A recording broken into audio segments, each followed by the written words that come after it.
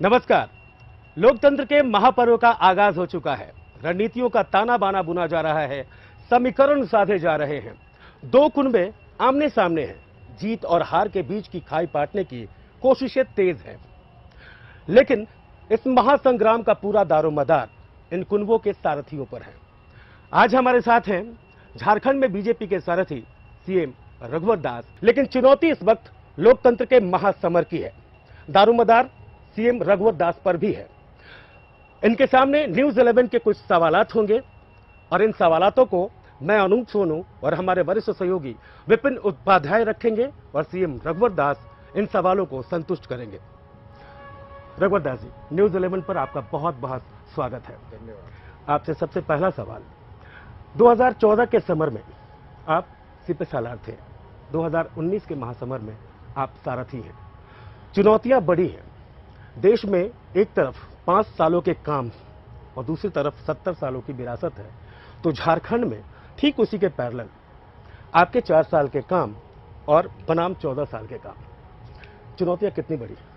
देखिए, मैं चुनौती को एक चुनौती के रूप में लेते हुए उसे अवसर के रूप में लेता हूं, और यही कारण है कि इन 4.5 वर्षों में जो हमारे आदरणीय प्रधानमंत्री नरेंद्र मोदी जी ने 2014 के पार्लियामेंट चुनाव में जो देश की जनता से वादा किए थे और उन वादों के अनुरूप जो योजनाएं केंद्र सरकार के द्वारा बनी, चाहे वो प्रधानमंत्री आवास योजना हो, चाहे घर घर ओडीएफ से संबंधित हो, या जनधन खाता गरीबों का खुलवाने से संबंधित हो, या फिर राज्य की कानून व्यवस्था की स्थिति को, तो इन सारे चीज को प्राथमिकता के आधार पर राज्य सरकार ने पूरी मिशन मोड पर इसको इम्प्लीमेंट करने का काम किया। और यही कारण है कि जहां 2014 में 18% घर में ही ओडीएफ थे, आज 100% गांव में, शहरों में, स्लम क्षेत्र में गरीब के घर भी शौचालय बन गए। अब हमारी किसी बहन बेटी को शौच के लिए खेत और खलियान या फिर संध्या का इंतजार नहीं करना पड़ता। इस तरह इस ओडीएफ के माध्यम से हम अपनी राज्य की बहनों और बेटियों का सम्मान सुरक्षित करने का काम किया। जो एचईसी के एरिया आप देख रहे हैं, जो ध्रुवा झोपड़पट्टी में जो हमारा गरीब रह रहा, उसकी टेंडर भी हो चुकी है। अब आचार संहिता समाप्त होने के बाद 100 एकड़ में उन सारे लोगों को एक जगह, जहां 2 room, latrine, bathroom, kitchen, marriage hall, park, एक कॉलोनी, उसके लिए हमारी सरकार आचार संहिता समाप्त होने के बाद ही शुरू होगी। उसी तरह जमशेदपुर में भी करीब 16-17 हज़ार घर, उसकी भी शिलान्यास हो चुकी है, वो भी काम शुरू होंगे। उसी तरह चाहे वो देवघर हो, बोकारो हो, चास हो, जो हमारे गरीब बेघर हैं उनको हम लोग ने चिन्हित कर लिए। और जैसे जैसे भारत सरकार का अंशदान आता जाएगा, राज्य सरकार अपनी अंशदान देते हुए, और एक स्कीम हम लोग और लागू किए, इसमें कुछ लाभुक से भी लेकर, वो पैसा लाभुक को देना नहीं होगा, वो बैंक से हम लोग दिलाएंगे। और वो आस्ता आस्ता, जिस तरह अगर भाड़े में रह रहे हैं तो आप मकान मालिक को देते हैं, तो वो पैसे आप बैंक को दें, ताकि 8-10 साल के अंदर आप मकान का मालिक हो सके। इस सोच के साथ राज्य सरकार काम कर रही है, और मुझे पूर्ण विश्वास है कि ये जो इतनी सारे काम 4.5 वर्ष के अंदर हुए हैं, इससे मैं मानता हूं कि हमारी जनता संतुष्ट है, और उन्हें विश्वास है नरेंद्र मोदी एक ऐसी शख्सियत है जो देश के जो 70 साल की आज़ादी के बाद भी जो गरीबी विकास की बाट जो रहे थे, आज विकास 100% उस तक पहुंच रही है। मुख्यमंत्री जी, जिस तरह से 2014 से पहले झारखंड पूरे देश में जाना जाता था कि राजनीतिक उठापटक का एक केंद्र रहता था, पहली बार राज्य में पूर्ण बहुमत की सरकार बनी, लगभग 4.25 साल तक आप नेतृत्व करता रहे, कोई मुख्यमंत्री नहीं बदला, मंत्रिमंडल में चेहरे नहीं बदले, तो ऐसे में पूर्ण बहुमत की सरकार, और जिस तरह से लगातार प्रधानमंत्री और आप भी कई सभाओं में कहते आए हैं कि डबल इंजन की सरकार का फायदा झारखंड को हो रहा है, तो इसको किस तरह से जनता के बीच ले जाएंगे चुनाव में? देखिए, अगर विकास चाहिए तो राजनीतिक स्थिरता बहुत जरूरी है। स्थिरता से ही विकास आती है। कमजोर सरकार होने से कारण शासन कमजोर होता है, अफसर बेलगाम होते हैं। कोई निर्णय, नीतिगत निर्णय कमजोर सरकार नहीं ले पाती, और जिसका दंश झारखंड 14 वर्ष इस दंश को झेला है, झारखंड की जनता ने झेला, और इससे सबसे ज्यादा नुकसान अगर किसी का हुआ तो गरीब का। और मैं झारखंड के 3.25 करोड़ जनता को नमन करता हूं, जो माननीय प्रधानमंत्री जी के आह्वान में 2014 के विधानसभा चुनाव में उन्होंने राज्य की जनता को आह्वान किए थे कि आप हमें पूर्ण बहुमत दो, हम संपूर्ण विकास देंगे।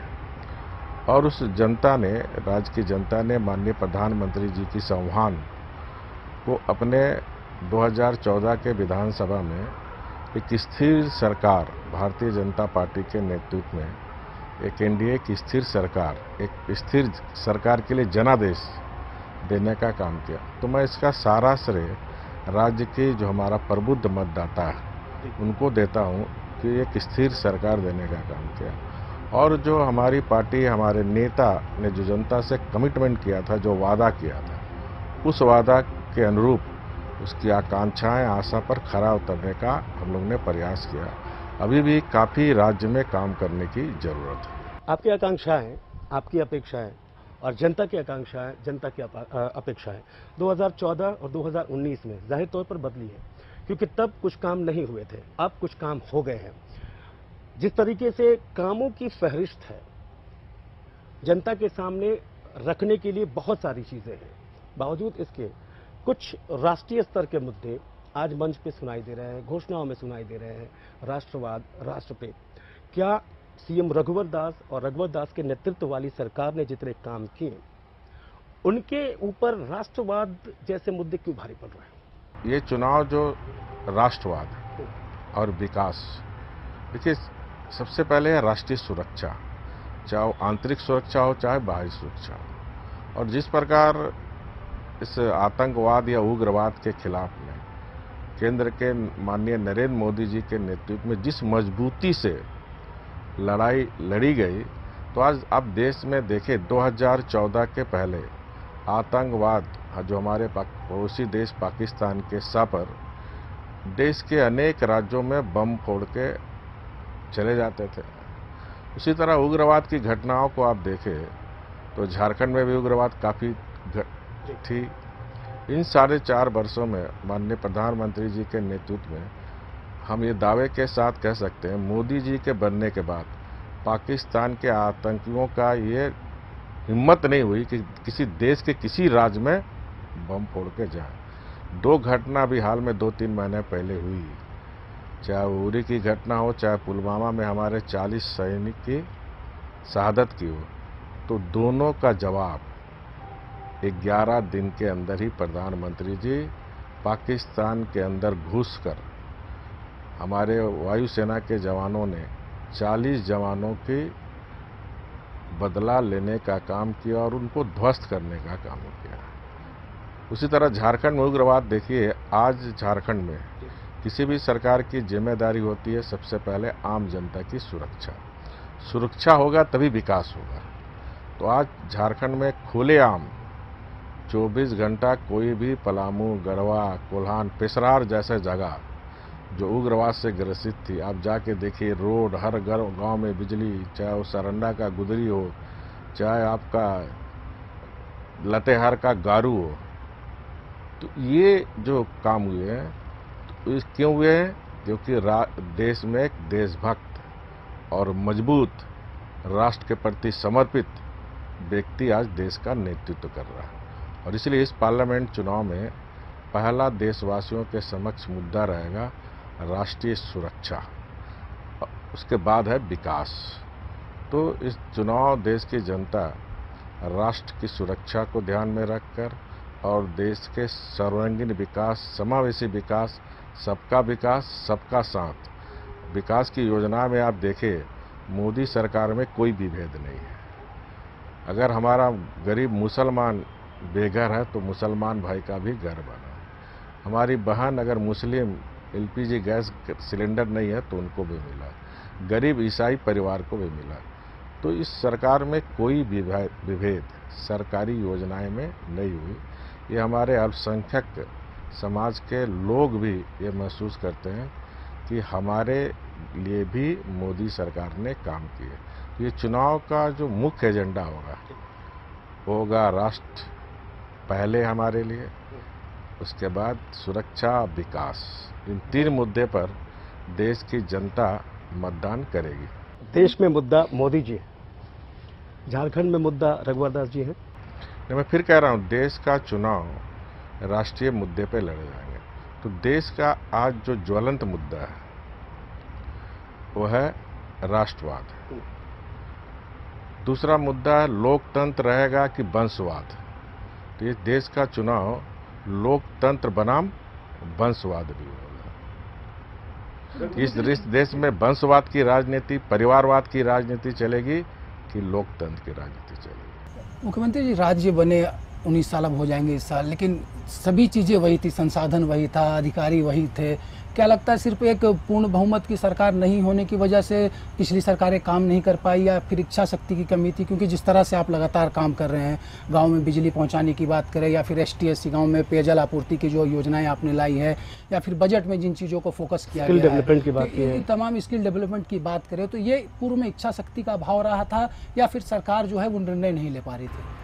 देखिए, स्थिर सरकार रहने के बावजूद भी अगर नेतृत्व की इच्छा शक्ति नहीं होगी, कुछ करने की जुनून, अपने राज्य के प्रति, अपने देश के प्रति जब तक जुनून नहीं होगी, तब तक काम जो जनता चाहती हो पूर्ण नहीं हो पाती।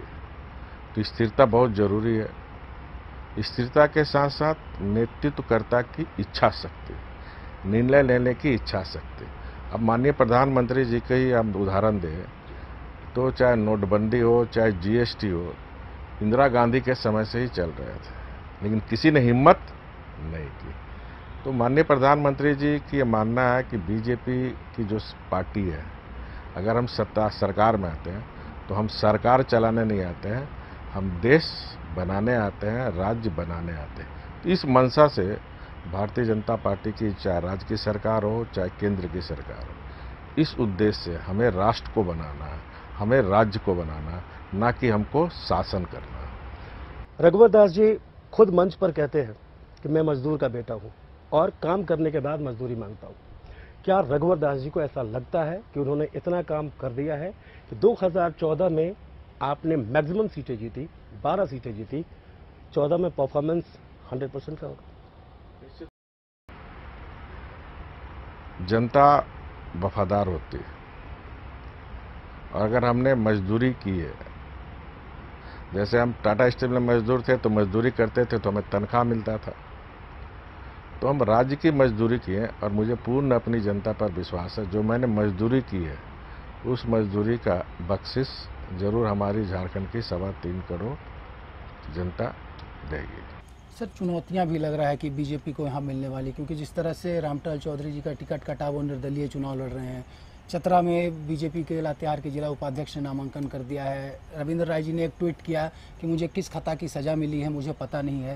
तो इन तमाम चीज़ों को कैसे समेटेंगे, कैसे इससे जो वोटों का बिखराव हो पाएगा उसको रोक पाएंगे आप लोग? देखिए, भारतीय जनता पार्टी की राजनीति राष्ट्र की राजनीति, किसी व्यक्ति के लिए भारतीय जनता पार्टी के कार्यकर्ता काम नहीं करते। और 2 जो हमारे उम्मीदवार वरिष्ठ पार्टी के नेता आदरणीय करिया मुंडा जी, आदरणीय रामटल चौधरी जी, एक पार्टी के नीतिगत नीति के तहत ये निर्णय पार्टी ने ली है। बाकी के पार्टी, हम चुनाव जीतने के लिए खड़ा होता है, लड़ने के लिए पार्टी नहीं लड़ाती है। तो पार्टी को महसूस हुई कि हम यहाँ जीतने में, और हमें पूरी अपनी पार्टी पर भरोसा है, जो हमारे पार्टी के प्रमुख नेता हैं वो पार्टी के साथ रहेंगे। किसी भी व्यक्ति का अगर सीटिंग का टिकट कटता हो थोड़ा दुख होता है, स्वाभाविक है, मनुष्य के अंदर है, लेकिन आहिस्ता आहिस्ता सारा दुख खत्म होगा और पार्टी के साथ हमारे सारे नेता चलेंगे। एक होकर पार्टी हमारी लड़ेगी। हमारी गठबंधन जो है वो विश्वास से भरा गठबंधन है। और मैं फिर कहता हूँ, हर बार कहता हूँ बात, जब 2014 में माननीय प्रधानमंत्री जी गुजरात के मुख्यमंत्री थे तो पार्टी ने उसे प्रधानमंत्री का उम्मीदवार बनाया। तो उस समय देश की जनता के दिमाग में था मोदी जी, आज 4.5 वर्षों में देश की करोड़ों जनता की दिल में है मोदी जी। इसलिए उस समय हम 283 सीट जीते थे जब दिमाग में था तब। आज तो मोदी जी करोड़ों देशवासियों के दिल में है, इसलिए अब की बार 400 पार। मुख्यमंत्री जी, एक सवाल और रहेगा आपसे, क्योंकि यहाँ पर एनडीए चुनाव लड़ रहा है। एक सीट पर आपने आजसू को गिरिडीह सीट दी है, 13 सीट पर बीजेपी चुनाव लड़ रही है। आमतौर पर ऐसा देखा जाता है कि आपके जो 13 सीट है वहाँ पर जो आपके उम्मीदवार चुनाव लड़ रहे हैं, या फिर अब हम गिरिडीह की बात करें तो बीजेपी के कार्यकर्ता तन मन धन से आजसू के उम्मीदवार को सपोर्ट करेंगे, पूरा कैडर आपका उनके साथ जाएगा। आप लोगों को भरोसा है कि बाकी 13 सीट में भी जो आजसू का जमीनी बेस कैडर है वो पूरे तन मन के साथ बीजेपी के साथ? निश्चित रूप से मैंने कहा, हमारा जो गठबंधन है विश्वास से भरा गठबंधन है। अविश्वास वाला गठबंधन या उलझा गठबंधन नहीं है जो जिस तरह हमारे विपक्षी मित्रों ने गठबंधन बनाया। और इस दिशा में अभी हम लोग 4-5 दिन पहले बैठक भी किए थे अपने एनडीए पार्टनर के साथ। तो हमारा जो गठबंधन है वो दल का गठबंधन नहीं है, दिल का गठबंधन है। इसलिए नीचे स्तर पर समन्वय का काम चारों दल, चाहे हमारे आजसू पार्टी हो, चाहे लोजपा हो, चाहे गढ़वा में हमारा भानु प्रताप देहाती जी का जो नौजवान संघर्ष मोर्चा है, तो नीचे स्तर पर भी कोऑर्डिनेशन, समन्वय बनाने का काम हमारे पार्टी के जिला अध्यक्ष हर जिले में अपने सहयोगी दल के साथ बैठक करके, फिर मंडल स्तर पर बैठक करके एक एक कार्यकर्ता हमारे एनडीए का, जहां भी एनडीए का उम्मीदवार है, पूरी ईमानदारी से फिर से मोदी जी को प्रधानमंत्री बनाने के लिए लगे हुए हैं और तेजी से लगेंगे। रघुवर जी, 14 सीटें हैं जिनमें से एक ने, जैसा हमारे सहयोगी ने कहा, एक आजसू को आपने छोटे भाई को दे दिया। 13 सीटें हैं, 13 सीटों के 13 उम्मीदवार। क्या रघुवर दास उन तमाम 13 उम्मीदवारों से संतुष्ट है? 14 उम्मीदवार से मैं संतुष्ट हूँ। 13 भारतीय जनता पार्टी और हमारा वर्षों का विश्वासी गठबंधन आजसू, वो भी हमारा ही उम्मीदवार है। तो 14 उम्मीदवार से भारतीय जनता पार्टी का नेतृत्व, पार्टी का चुनाव समिति जो निर्णय देगा, एक कार्यकर्ता के हैसियत से वो हम ही सभी कार्यकर्ताओं को स्वीकार होता है। और इसलिए सिर्फ मुझे ही निर्णय स्वीकार नहीं है, झारखंड के जो 23 लाख भारतीय जनता पार्टी के कार्यकर्ता, केंद्रीय नेतृत्व का ये निर्णय को स्वीकार करते हुए आप देखिए तन मन धन से हमारा कार्यकर्ता जमीनी स्तर पर लग गया है। तो मुख्यमंत्री जी, जितना पिछले 4.5 साल से आपको करीब से मैंने देखा है, ये जो महागठबंधन पर लगातार बीजेपी की तरफ से आरोप लगाया जाता है, पिछली बार जब चुनाव हुए थे तो बिखरा हुआ विपक्ष था बीजेपी के सामने, इस बार एकजुट है, चाहे कांग्रेस, जेएमएम, आरजेडी, जेवीएम की बात करें, तो क्या थोड़ी भी चुनौती इनसे आप महसूस कर रहे हैं? कोई चुनौती नहीं। मैं आपको याद दिलाऊं, 2014 में भी गठबंधन था। वो गठबंधन था कांग्रेस पार्टी, झारखंड मुक्ति मोर्चा और राजद। बाबूलाल जी अलग लड़े थे और आजसू अलग लड़े थे, तब भी हम 12 सीट पाए थे। तो अब उस गठबंधन में एक बाबूलाल जी की पार्टी ऐड हो गई, इतनी अंतर है, और आजसू हमारे तरफ ऐड हो गई। लेकिन रघुवर जी, एक सवाल है, महागठबंधन से चुनौती नहीं है आपको, आपने जैसा बताया, लेकिन अपने लोगों से चुनौती है, जो लोग नाराज बैठे हैं। देखिए, किसी भी उम्मीदवार का अगर टिकट कटेगा तो मनुष्य का स्वाभाविक गुण है, 1-2 दिन उसे खराब लगेगा, उनके समर्थक जो है उनको खराब लगेगा, लेकिन आहिस्ता आहिस्ता सब पार्टी से जुड़े हुए लोग हैं। आहिस्ता आहिस्ता आप देखेंगे सारे लोग पार्टी के काम में, इस 2000 चुनाव के चुनावी समर में सारे लोग आप देखेंगे लग जाएंगे। मुख्यमंत्री जी, पिछली बार जब पूरे देश में प्रधानमंत्री बनाने के लिए नरेंद्र मोदी के साथ जनता खड़ी थी, उस वक्त झारखंड के संथाल में आप लोग 2 सीट पर रुक गए थे। लगातार उसके बाद आपने व्यक्तिगत तौर पर भी बतौर मुख्यमंत्री वहाँ मेहनत की है, संगठन ने भी पूरा ताकत झोंका है। क्या इस बार लगता है जेएमएम का जो संथाल का किला है वो बीजेपी ध्वस्त? हाँ, एकदम ध्वस्त हो रहा है। दोनों सीट, संथाल का गुड्डा हमारा सीट था ही, वो सीट तो हम जीत ही रहे हैं। राजमहल और दुमका भी 200% भारतीय जनता पार्टी की झोली में आ रही, क्योंकि अब ये जो जातवाद का राजनीति, ये संप्रदायवाद की राजनीति, ये जो नया जनरेशन है इसको अब स्वीकार करने को तैयार नहीं है। उसे चाहिए विकास, उसे चाहिए रोजगार। और संथाल परगना के जाने के दौर में ये जो हमारा संथाल नौजवान है वो मोदी छोड़ के कुछ सुन ही नहीं चाहता, और वो महसूस कर रहा कि आदरणीय गुरुजी 40 वर्ष इस क्षेत्र के थे। एक जनप्रतिनिधि की जो भूमिका, चाहे पार्लियामेंट के अंदर होनी चाहिए, जो विधानसभा के अंदर होनी चाहिए, क्षेत्र की जनता के प्रति होनी चाहिए, वो भूमिका निभाने में असफल रहे। ये अब राजमहल की जनता भी महसूस कर रही है और दुमका की जनता तो और महसूस कर रहा है। और मैं संथाल परगना की जनता को बहुत बहुत साधुवाद, धन्यवाद देना चाहता हूँ, जो हमारे झारखंड के एक संघर्षशील नेता आदरणीय गुरु जी को बहुत सम्मान दिए। अब वो लोग भी महसूस कर रहे हैं कि अब उनको चलने में शारीरिक थोड़ी कठिनाई है, परेशानी है। तो अब संथाल की भी जनता समझ रही है कि अब बाबा को आराम करने का दुमका की जनता उनको संदेश देंगे कि आप आराम करिए।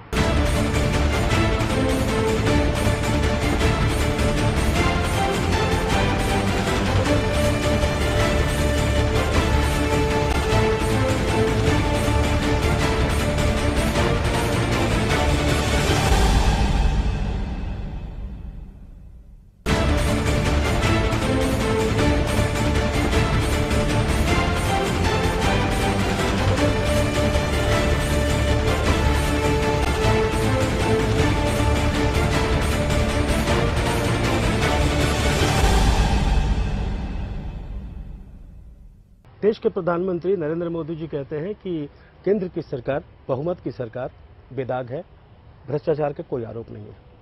झारखंड की सरकार और झारखंड के सीएम रघुवर दास कहते हैं कि झारखंड की सरकार पर कोई दाग नहीं है। नहीं, आप ही बताओ ना, आप 4.5 साल हो इस झारखंड के गवर्नमेंट पर किसी पर आरोप लगा? हमारा विपक्षी भी आरोप लगा पाया? विपक्षी ने कोशिश की, चाहे कंबल के मामले में आरोप लगाना अलग होता है, प्रामाणिकता के साथ आरोप, तथ्य के साथ। मोमेंटम झारखंड को लेकर भी आरोप लगाने की कोशिश हुई। आरोप और इसमें अंतर होता है। तथ्य के साथ आरोप लगाना और वो आरोप लगाना, तो अगर तथ्य उनके पास तो जाते हाई कोर्ट, सुप्रीम कोर्ट। रघुवर दास जी अपने उस व्यवहार के लिए विपिन जाने जाते हैं कि वो सीधा बोलते हैं, सीधा सुनते हैं और सीधे जवाब देते हैं। रघुवर दास जी ने अपने ही सरकार के कुछ लोगों के विरोध को भी झेला और सुना, समझा, लेकिन उनका जो व्यवहार होता है वो अपने चरित्र से अलग हट के व्यवहार नहीं किया रघुवर दास ने। लेकिन क्या नहीं लगता आपको कि बाहरी आवरण एक ऐसा है जिसमें सीएम रघुवर दास गिरे हैं और बाहर की बातें सीएम रघुवर दास तक पूरी तरीके से पहुंच नहीं पाती? अगर आप 18 साल में स्टडी किए होंगे तो यही एक सरकार है जो मैं किसी चंडाल चौकड़ी से नहीं गिरा हुआ। आप महसूस करते हैं तो पता नहीं महसूस करते हैं कि नहीं तो हर लोग के साथ 1-2 गो लटकन बताने की जरूरत नहीं है जी। यहाँ झारखंड में हमने बिचौलिया की संस्कृति, कोई बिचौलिया झारखंड में नहीं कह सकता है कि हम मुख्यमंत्री से काम कराते। ये झारखंड में बिचौलिया संस्कृति बहुत हावी थी। ये बिचौलिया संस्कृति मेरी सबसे अकर उपलब्धि है राज्य में। एक तो उग्रवाद है ही, दूसरा जो उपलब्धि है झारखंड में बिचौलिया प्रथा में। इसके लिए आपने सिंगल विंडो सिस्टम भी लाए? नहीं, कोई बिचौलिया नहीं आ सकता मेरे पास सीधे। डायरेक्ट बेनिफिट ट्रांसफर, ये सारी चीजें हैं। और हमने हर महीना जो इंडस्ट्रियल पॉलिसी बनाया, हर महीना हमने बैठक करते हैं कि इंडस्ट्री के साथ क्या तकलीफ है, और सब हमने सिंगल विंडो सिस्टम कर दिया।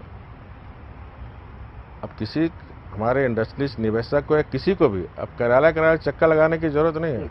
टेक्नोलॉजी का हमने अधिक से अधिक उपयोग किया,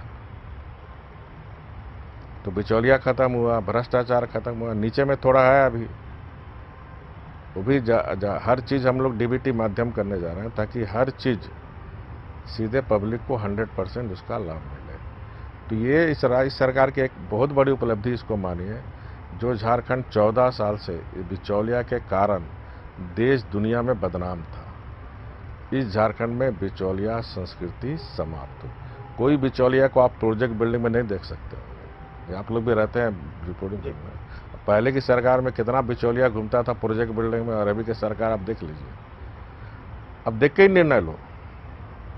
मुख्यमंत्री में कैसा तो यहाँ भीड़ लगा रहता था, अब जब भी आओ एकदम खाली रहेगा, फांका, किसी की हिम्मत नहीं है कोई बिचौलिया यहाँ सीधे आ जाए। पहले की सरकारें बंद कमरे में, एसी कमरे में योजनाएं बनाती थी और ग्रामीण क्षेत्रों में जनता के सामने थोप दिया जाता था। सीएम रघुवर दास ने एक पहल की और उन्होंने ये फैसला लिया कि मैं गांव के अंदर जाऊंगा, लोगों के साथ बैठूंगा, उनकी बातें सुनूंगा, वो योजनाएं बनाएंगे और आप उसको पॉलिश करके लागू करेंगे। रघुवर दास जी कितने संतुष्ट हैं अपनी इस पहल से? देखिए, मैं एक सामान्य कार्यकर्ता से यहाँ तक पहुँचा हूँ। मैं भी जमशेदपुर में 1980 में एक बूथ कार्यकर्ता था, तो मैं जनता की समस्या से अवगत हूँ। जनता और शासन के बीच दीवार होता था और उस दीवार के कारण, उस खाई के कारण बिचौलिया पैदा होते थे जो जनता का हक को मारता था। और इसलिए हमने सीधे जनता से रूबरू, सीधे कनेक्टिविटी, बीच में कोई दीवार नहीं, कोई जेब कतरा नहीं, कोई बिचौलिया नहीं। और इसलिए मैं हर अपने मंत्री को भी, सभी को कहता हूँ, विधायकों को भी कहता हूँ, जनता से सीधे संवाद करो।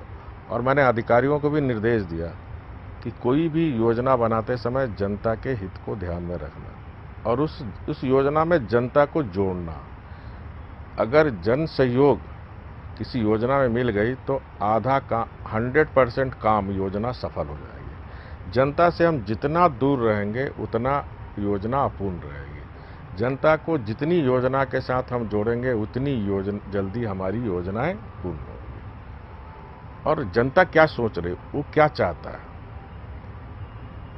हम ये नहीं कहते कि अफसर जो बजट बनाता है वो उससे काम नहीं होता, लेकिन अगर उस योजना में अगर हम जनता को जोड़ दें तो आप देखिए कि योजना की सफलता। इसीलिए आप देखेंगे बजट बनाने के पहले मैं परमंडल वाइज हर सेक्टर के लोग, चाहे विद्यार्थी हो, छात्र हो, मीडिया हो, परमंडल वाइज बजट बनाने पर उससे व्यू लेता था।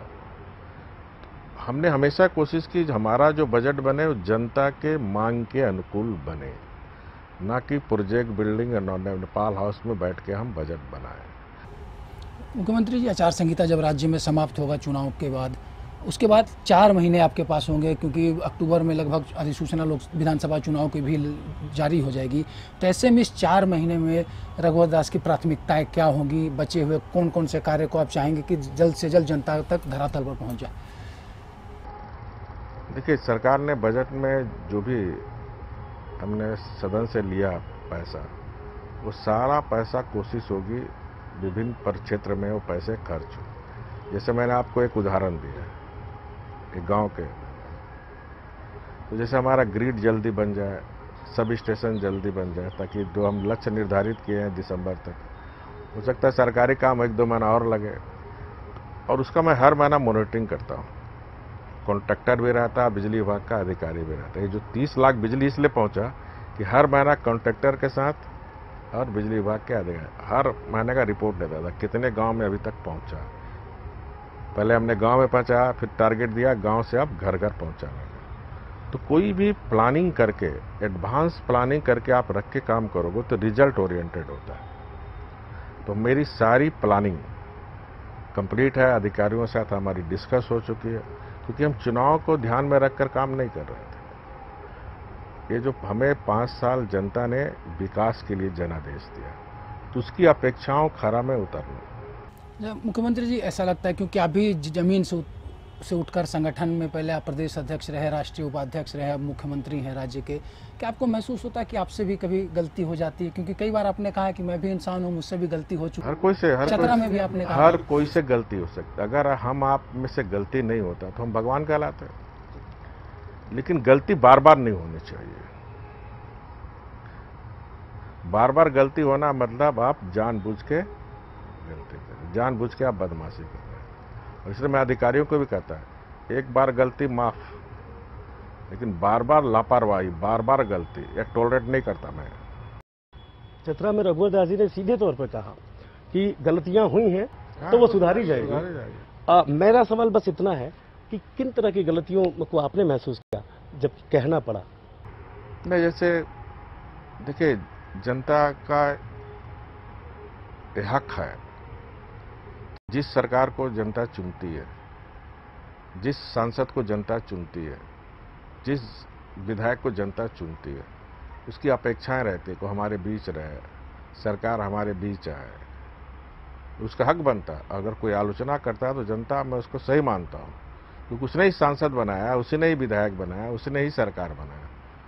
और इसीलिए मैंने कहा कि अगर जनता की नाराजगी, चाहे हमारे सांसद से हो, चाहे हमारे विधायक से हो, नहीं आने जाने से, या फिर सरकार की कोई नीतियां से हो, तो जनता हम लोकतंत्र का मालिक है।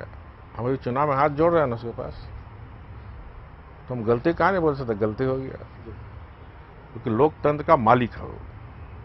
भगवान के बाद दूसरा नंबर जनता होती है, तो जनता के पास स्पष्ट अपनी बात रखनी चाहिए। जनता को बरगलाने का काम मैं नहीं करता, मैं राजनीति में झूठ नहीं बोलता, मैं राजनीति सेवा करने आया हूँ, और इसलिए जनता को मैं स्पष्ट बात करता हूँ, कार्यकर्ता को भी स्पष्ट करता हूँ, बात को बताता हूँ। रघुवर जी ने निवेश के लिए रोड शोज किए, देश से बाहर भी गए, देश के कई शहरों में गए, निवेश के कई आयाम खोले, द्वार खोले, और कई समिट भी यहाँ हुए हैं, चाहे एग्रीकल्चर समिट हो, मोमेंटम झारखंड समिट हो। उसके बाद कई तरह के सवाल फिर उठने लगे कि निवेश हो रहा है, रोजगार नहीं मिल रहा। अगर प्लांट बैठ रहा है तब भी सवाल उठ रहे हैं। अगर अडानी पावर प्लांट को ले लिया जाए तो उसको लेकर बहुत सारे आरोप गढ़े गए, बहुत सारे आरोप लगे, बहुत सारी बातें हुई कि जमीन छीन कर या हक मार कर निवेश करने से कोई फायदा नहीं, और अडानी पावर प्लांट है जो झारखंड के संसाधन लगेंगे, लेकिन बिजली बांग्लादेश को जाए। जो कुछ करता है उसी पर सवाल उठता है। कोई कुछ नहीं करेगा, कोई सवाल नहीं उठेगा। तो विपक्ष का जो धर्म है, विपक्ष को अपनी धर्म निभाना चाहिए, लेकिन विरोध के लिए सिर्फ विरोध नहीं, विरोध होनी चाहिए सकारात्मक, राज्य के हित में होनी चाहिए। अब आप बिजली की बात की, अभी कांग्रेस की कैसी नीति थी। अब झारखंड में कोयला सबसे ज्यादा, अब कोयला भेजने के बजाय अगर हम यहाँ पीक हेड पर पावर प्लांट बनाते हैं, हम बिजली दुनिया को भेजते हैं। आज कोयला हमारा दुनिया में जा रहा है कि नहीं? तो हमारे लोग को पीक हेड और पावर प्लांट बनता है तो यहाँ को रोजगार मिलता है, प्रदूषण से हम बचते हैं, इतनी जो ट्रांसपोर्टिंग चार्ज खर्च हो रहा है। तो फिर देखिए विजन, अगर ये जो हजारों करोड़ ट्रक जा रहे हैं, अगर यहाँ 4-5 पावर प्लांट बनता है तो यहाँ हजारों लोग को रोजगार मिलता है कि नहीं? हम कोयला की जगह बिजली बेचते हैं। इसलिए ये हमारे विपक्षी दल के लोग को भी समझना चाहिए, अगर पीठ हेड पर यहाँ पावर प्लांट बनेगा, वो बिजली दुनिया में, तो ये हमें गर्व है ना कि हमारा बिजली, झारखंड का बिजली दुनिया को उजाला कर रहा है। ये झारखंड के लिए गौरव की बात है, ये होनी चाहिए। देखो जी, देश का संविधान हर एक आवाम को, हर एक जनता को, हर एक वोटर को सांसद चुनने का मौका देता है और हक देता है। संविधान में सांसद चुनने का प्रावधान है। लेकिन आज जो माहौल है, हम सांसद कम चुनते हैं, प्रधानमंत्री ज्यादा चुनते हैं। अगर ऐसा है, नरेंद्र मोदी के नाम पर हम चुनाव लड़ रहे हैं, अगर बीजेपी चुनाव लड़ रही है, तो फिर रांची में जो उम्मीदवारी घोषित की गई, जिस उम्मीदवार का चेहरा सामने आया, क्या इसी बात को सामने रख के आया कि उम्मीदवार कोई भी हो, नरेंद्र मोदी रांची में चुनाव लड़ रहे हैं? देखिए, आप खुद कह रहे हैं और मैं पहले भी कह चुका हूं, देश का मतदाता देश को ध्यान में रखकर मतदान करते हैं, सेकेंडरी या फिर उम्मीदवार। पहली उसकी प्राथमिकता रहती है कि देश में एक मजबूत सरकार बनाना है, क्योंकि गरीब से गरीब व्यक्ति भी देश से प्रेम करता है। तो हमारा देश में एक स्थिर सरकार बने, देश में एक मजबूत सरकार बने, देश में एक निर्णय लेने वाली सरकार बने, देश की सुरक्षा का एक चौकीदार प्रधानमंत्री बने, देश के विकास के लिए एक चौकीदार प्रधानमंत्री बने, देश के जो गरीब का खजाना देश में है उस पर कोई पंजा हाथ ना मारे, उसके लिए चौकीदार प्रधानमंत्री की जरूरत है। उम्मीदवार सेकेंडरी है।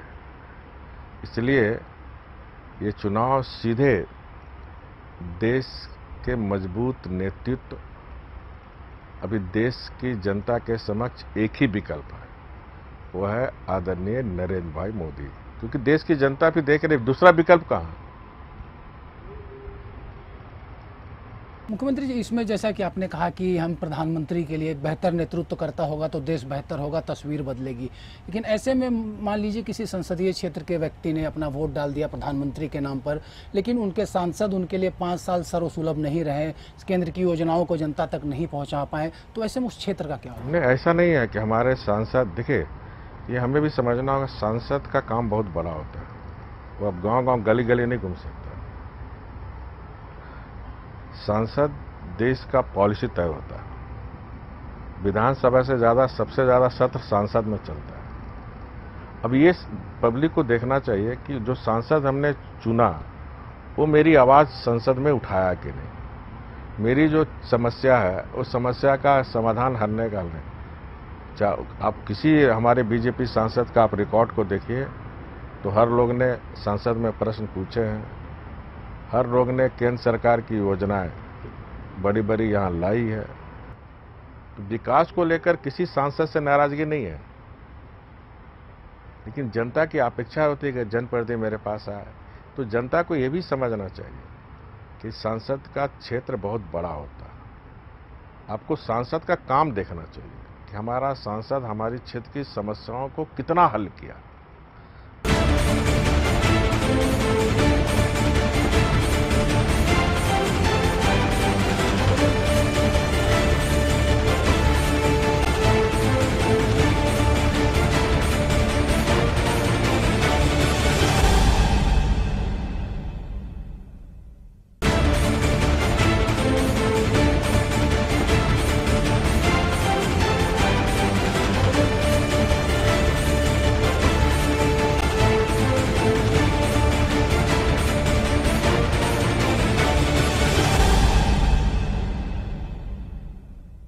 एक तरफ विपक्ष बीजेपी को मात देने में तुला हुआ और ये कह रहा है कि नरेंद्र मोदी को हटाना है, दूसरी तरफ वही विपक्ष कहता है कि अर्जुन मुंडा को जीतना चाहिए, उनके जीत की कामना कर रहा है। इसके पीछे क्या वजह हो, ये लॉजिक क्या है? कौन विपक्ष बोला अर्जुन मुंडा को जीतना? तो अच्छा स्वागत है मेरा, मैं स्वागत करता हूं उसका। और इसी तरह लोगों को सुबुद्धि आया अब बोले कि 14 भारतीय जनता पार्टी के उम्मीदवार जीत रहे हैं। आज से ज्यादा सुबुद्धि आ गया लोग को, सबको। इस राज्य का भी भारतीय जनता पार्टी के नेतृत्व में इस राज्य दुनिया के समृद्ध राष्ट्र की बराबरी में झारखंड, इतनी संभावना है झारखंड। केंद्रीय नेतृत्व को झारखंड के सारथी पर कितना भरोसा है? देखिए, डबल इंजन की मैं सरकार जो बोलता हूँ बार बार, तो ये जो काम आप देख रहे हैं 4.5 साल में, तो बिना दिल्ली के इंजन के सहयोग से इतने सारे काम पूर्ण नहीं होते।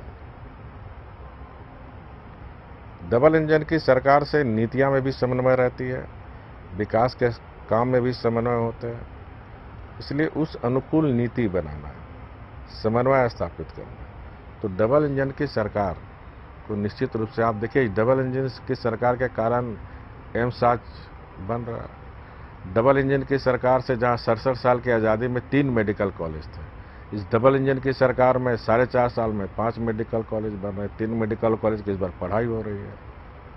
अब कितना गिनाऊं आपको डबल इंजन की सरकार से क्या क्या फायदा हुआ। डबल इंजन की सरकार में अगर राष्ट्रीय मार्ग का आप 2014 का पहले का देखिए, आप अभी का देखिए, आप कितना किलोमीटर पर डे बन रहा है। डबल इंजन की सरकार का फायदा आप देखिए, 2000 ODF में देखिए 18% था, आज 100% हो गया डबल इंजन की सरकार से। ये जो तेजी से झारखंड बढ़ी है, ये जो आज झारखंड देश का तेजी से अर्थव्यवस्था में बढ़ने वाली राज्य की श्रेणी में आ रहा है। तो अर्थव्यवस्था की दर बढ़ने का मतलब क्या होता है? लोगों को रोजगार मिला, लोगों की क्रय शक्ति बढ़ी, उसी को कहते आर्थिक विकास दर बढ़ना। तो लोगों को कहीं ना कहीं रोजगार मिला ना। जो रोजगार क्वेश्चन उठाने वाले को जरा आर्थिक विकास दर का परिभाषा भी पढ़नी चाहिए। ये आर्थिक विकास दर तभी बढ़ता है जब राज्य के लोगों का क्रय शक्ति बढ़ा। तो क्रय शक्ति कैसे बढ़ा? लोगों को काम मिला। अब जैसे रोड बन रहा तो वहां लोग को रोजगार नहीं मिले, मोमेंटम झारखंड जो हम लोग किए 1,06,000 को, दुनिया में झारखंड पहला राज्य है। सब बहुत देश का एम्बेसडर आया था, बोला किसी देश में इस तरह का नहीं हुआ। अब 10,000 12,000 के लिए हमारा पलायन कर रहा है और उसका आर्थिक शोषण हो रहा, हमारी बच्ची का शारीरिक शोषण हो रहा। किसी नेता का सिरहन हुआ आज तक 14 साल तक कि हमारी बच्चियों की चिंता करें? जिसके साथ शारीरिक शोषण हो रहा, बेच दिया जा रहा हमारे बच्चों को। ये लोग सिर्फ झारखंड को ठगा है, छला है, लेकिन अब झारखंड का हमारा आदिवासी समाज सजग हो गया। अब झारखंड के आदिवासी समाज को कोई छल नहीं सकता, न कोई ठग सकता है। ये लिख लीजिए एकदम आप। और संथाल परगना ही नहीं, झारखंड मुक्ति मोर्चा मुक्त झारखंड 2014 में पार्लियामेंट के चुनाव में झारखंड की आदिवासी जनता ये जनादेश देने जा रही है। मुख्यमंत्री जी, पिछले 1 साल से आप लगातार इन बातों को कहते आ रहे हैं कि 14 की 14 सीटें झारखंड में बीजेपी एनडीए जीतेगा। नहीं, आपका क्या इनपुट है दुमका का? नहीं, लगातार आप ये कह रहे हैं, तो ये मुख्यमंत्री का आत्मविश्वास है, या मुख्यमंत्री का आत्मविश्वास है या फिर ओवर कॉन्फिडेंस है? आत्मविश्वास। देखिए, जनता से आप कनेक्ट करोगे ना, इसलिए मैं कार्यकर्ताओं को भी बोलता हूँ, घर घर जाओ, कुछ मत करो, और घर घर जाओ तो आपको आत्मविश्वास पैदा, क्योंकि जनता को लाभ मिला हो, बीजेपी का बात करेगा, फायदा जिसको मिला हो बात करेगा आपसे, तो आपको एनर्जी कॉन्फिडेंस बढ़ता है। मैं 2095 का भी चुनाव लड़ा तो मैं सिर्फ घर घर बचते, मेरे पास सिर्फ कैंडिडेट होंडा था, पार्टी से 30,000 रुपये में 1,30,000 रुपये में खर्चे हुआ था, सब कार्यकर्ता लड़ा था और मैंने कुछ नहीं किया। कार्यकर्ता लेता था मोटरसाइकिल में, रखा टेलको कॉलोनी में बाहर रखा, घर का क्वार्टर घुमा, फिर मोटरसाइकिल उठाया, दूसरा कॉलोनी चला गया। जनता से कनेक्ट करने का इतना फायदा होता है, उससे आपको कॉन्फिडेंस होता है। मैं आपको उदाहरण दूं, पत्रकार हमें कहीं नहीं दिखाता था लड़ाई में, क्योंकि दीनानाथ पांडे 3 बार का सिटिंग एमएलए निर्दलीय चुनाव लड़ गया। 3 बड़ा नेता का टिकट काटा था 95 में। यहाँ काटा था आपका गुलशन आजमानी का, समरेश सिंह का काटा था बोकारो, यहाँ लड़ाया था जसवंत सिन्हा को, और बोकारो किसी को लाया था जमशेदपुर से दीनानाथ पांडे काट के। तो पार्टी के जो प्रदेश अध्यक्ष थे उसमें माननीय कैलाशपति मिश्रा सोनी जी, बोला तो सीट हार रहा, 30,000 रुपये दिया खाली पार्टी चुनाव लड़ने। हम तो मजदूर था, कैंडिडेट होंडा ही था सिर्फ। हमने फार्मूला लगाया घर घर। अब पेपर हम जब जाए बस्ती में क्वार्टर में, तो बोला आपका पेपर में नाम ही नहीं है। तो हम बोला मजदूर है, पेपर में पैसा वाला अपना नाम दे के लिखाता है, अगर मेरे पास पैसा रहता तो हम आपके पास क्या आता। ये जब पब्लिक का नोक आया कि पेपर में नाम नहीं आ रहा, तो हम संपादक लोग के पास गए। हम बोला भैया आप हमारा पेपर में 4था 5वां में तो नाम दिखा। बोला आपका वोट ही नहीं है, सब पार्टी का वोट पांडे जी ले रहा है। और आरजेडी से खड़ा था राधे यादव, बोला बैकवर्ड वोट ले जा रहा है। और कांग्रेस का केपी सिंह ठेकेदार है, टाटा का बहुत बड़ा ठेकेदार, बोला फॉरवर्ड वोट ले जा रहा था। हम बोला हम क्या करें, बोला झुंझुना बजाओ। तो हम उसको संपादक को ही बोल के आए थे, जीतेगा तो रघुवर दास, क्योंकि वो मेरा कॉन्फिडेंस बोल रहा था। क्योंकि मैं घर घर, और जीतने के बाद मैं जीता भी 11,101 वोट से। गाड़ी नंबर देख लो, 1101 उसी लिए है, 1,101। 26,000 कुछ हमको वोट मिला, कांग्रेस को मिला 25,000 कुछ वोट। और जीतने के बाद सबसे पहला चारों संपादक को प्रभात खबर से जो पेपर मौजूद हुआ नहीं बोला था ना जीतेगा रघुवर, उसको एहसास कराया कि मेरा इतना आप कॉन्फिडेंस मजबूत था कि जीतेगा मैं ही। तो जनता से कनेक्ट से आपका आत्मविश्वास मजबूत होता है। ओवर में कभी अति उत्साह नहीं रहता भैया। राजमहल और दुमका में बहुत कॉन्फिडेंस है आपका, और आपको लगता है कि सरकार ने जो काम किया है वो काफ़ी है, और जन जन तक जैसे आप पहुंचे हैं या सरकार को पहुंचा पाए हैं वो काफ़ी है। लेकिन एक तरफ उसी संथाल की धरती पर कई मंचों से सीएनटी का राग अलापा गया, सीएनटी से जुड़े कई सवालात खड़े किए गए। ये भी बात सामने आई उसके जवाब में बीजेपी के लोगों की तरफ से भी और बहुत सारे लोगों की तरफ से भी कि एक दिन में सोरेन परिवार ने कई एकड़ जमीन अपने नाम लिखवा लिया। अगर ऐसा है तो सरकार कार्रवाई से पीछे क्यों हट रही है? देखिए, 2014 के विधानसभा चुनाव चाहे पार्लियामेंट चुनाव, झारखंड मुक्ति मोर्चा के पास कोई मुद्दा नहीं है, चाहे हमारे विपक्ष के पास भी मुद्दा नहीं है। ये हमारे गरीब आदिवासी लोग को सिर्फ एक ही सेंटिमेंट भड़काकर उसका मत पेटे लेता रहा। उस समय भी गांव-गांव में ये लोग यही प्रचार किया कि मोदी सरकार आएगा, बीजेपी सरकार आएगा तो जमीन छीन लेगा। मैं आपको याद दिलाना चाहता हूं, बरहेट से प्रधानमंत्री जी को बोलना पड़ा था, याद है? जी। अभी मैं जो चौपाल लगाने के पीछे मेरा यही उद्देश्य था। मैं चौपाल लगाता तो पहला क्वेश्चन कही करता था। हमारे 2014 में झारखंड मुक्ति मोर्चा आया था, घर घर घुमा था, बोला बीजेपी आ गया, जमीन छीन लगा। बोला हाँ सर। बोला 4.5 साल हो गया, 1 इंच भी जमीन छीना मैंने? बोला नहीं सर। बोले इसी तरह लोग विकास आपका नहीं होने दे रहा। बिजली चला जाएगा तो आपका बच्चा कब पढ़ेगा लिखेगा, आपका बच्चा का सपना पूरा होता है, ये नहीं चाहता। और मैं चुनौती देता हूँ, मैं भी 95 से विधायक हूँ, जमशेदपुर में एक जमीन छोड़ के बता दूँ मैंने कहाँ उल्लंघन किया। और मैं बताता हूँ, उन लोगों को बताया मैंने, साहेबगंज गोला का रहने वाला विधायक बना, साहेबगंज में जमीन खरीद लिया। दुमका में इतना बड़ा जमीन कहाँ से खरीद लिया? एसपी एक्ट में तो आदिवासी की जमीन खरीद भी नहीं सकता है। कानून अपना कार्रवाई से करे, लेकिन ये तो झारखंड मुक्ति मोर्चा बताया कि आप एसपी एक्ट का उल्लंघन किए हो कि नहीं, सीएनटी एक्ट का उल्लंघन किए हो कि नहीं। और इसीलिए लोग सीएनटी एसपी एक्ट करता, हम उल्लंघन करें ठीक है, मेरे तरफ कोई देखे नहीं, क्या उस मुद्दा को हम जिंदा रखें। लेकिन फिर मैं कहा आदिवासी अब सजग हो गया, उसके भी समझ में आ रहा है भैया, तुम गोला का रहने वाला, साहबगंज पटना में कैसे खरीद लिया, बिल्डिंग बना लिया आलिशान, दुमका में कैसे खरीद लिया। अभी ट्रैवलर लड़का लोग बोला सर वहाँ 300 एकड़, सब आदिवासी लोग बोल रहा 300 वहाँ जमीन खरीदा, यहाँ धनबाद बोकारो रांची, कहाँ से लाओ इतना करोड़ रुपया। अब जनता गरीब जरूर है, मेरे झारखंड की जनता बेवकूफ़ नहीं है। सीएनटी एसपीटी को लेकर एक एसआईटी जो गठित हुई थी, उसकी जो रिपोर्ट आई है, तो क्या ये माना जाए कि आप रिपोर्ट में क्यों जा रहे हो आप? कार्रवाई करेंगे उन पर जिन्होंने भी उल्लंघन किया है? किसी पर बदले की भावना से काम नहीं करता। मुझे सरकार में जनता ने बैठाया इसलिए कि किसी को बदले की भावना से काम करने के लिए नहीं बैठाया। हमें जनता ने बैठाया है उसकी आकांक्षा और आशा को पूर्ण कर। कानून के मुताबिक अपना काम करेगा।